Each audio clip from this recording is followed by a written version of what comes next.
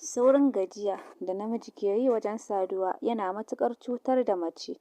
Wata yakan jawo mata ciwon mara sakamakon maniyyinta bai zo ba, shi kuma mijinta ya gaji sai ya daskare a mararta. Shi yasa mutanen wasu yankin suke ɓullowa da sabuwar dabara ta yi wa kansu maganin matsalar, wato tattaunawa tsakanin ma'auratan biyu domin gane meye matsalar. Tabbas mun samu ƙarin ilimi a wannan ƙasar. A ƙasarmu ɗabi'ar wasu mazan shi ne namiji ba zai nemi mace ba sai ya ji sha'awarta, daga kuma ya fara idan maniyyinsa ya zo shi kenan, ba ya damuwa da ita matar, bayan kuma ba haka ya dace tun farko ba.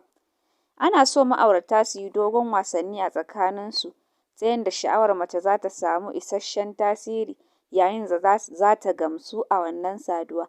Domin mace mai yin soyayya da mijinta ita ce ta san daɗin saduwan aure a kan wacce za ta zama kamar katifa, kawai sai dai ta kwanta miji ya hau kanta daga ya gama ya tashi. Dole ne ma'aurata su lura da wannan kafin neman maganin gamsuwa.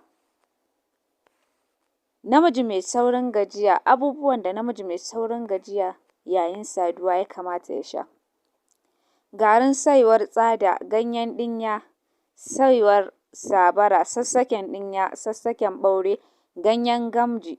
Waɗannan garinsu za a yi ana sha da nono.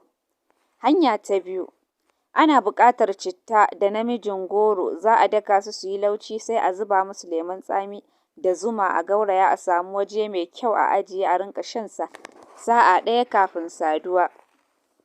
Hanya ta uku, wannan kuma kokwamba da abarba da dabino da tuffa sai a markaɗa su a saka musu madara da zuma a gauraya a wuni ana sha. Hanya ta huɗu, samun garin habbatus sauda kamar cokali 7 ko fiye da haka, da garin hidal cokali 3 ko 4, da kuma garin tafarnuwa cokali kaɗan, da citta da kanumfari kowanne ya kai cokali 2. Yanda ake da shi: a juye su duka a cikin ruwan zuma tacacciya fara mai kyau, a samu waje a ajiye ana shansa da safe da rana da kuma dare, wato sau 3 a rana, amma kowane lokaci a sha kafin a ci abinci. Kullum a yi haka har sai lokacin da aka fara ganin canji.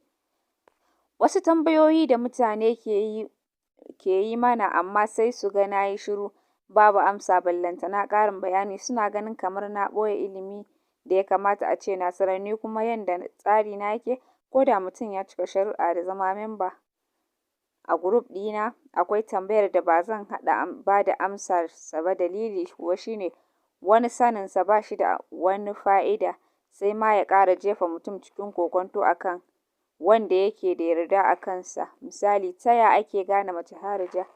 Ku danna subscribe sannan ku danna alamar ƙararrawa don samun shirye-shiryenmu da zarar mun ɗaura. Arewa Loaded TV.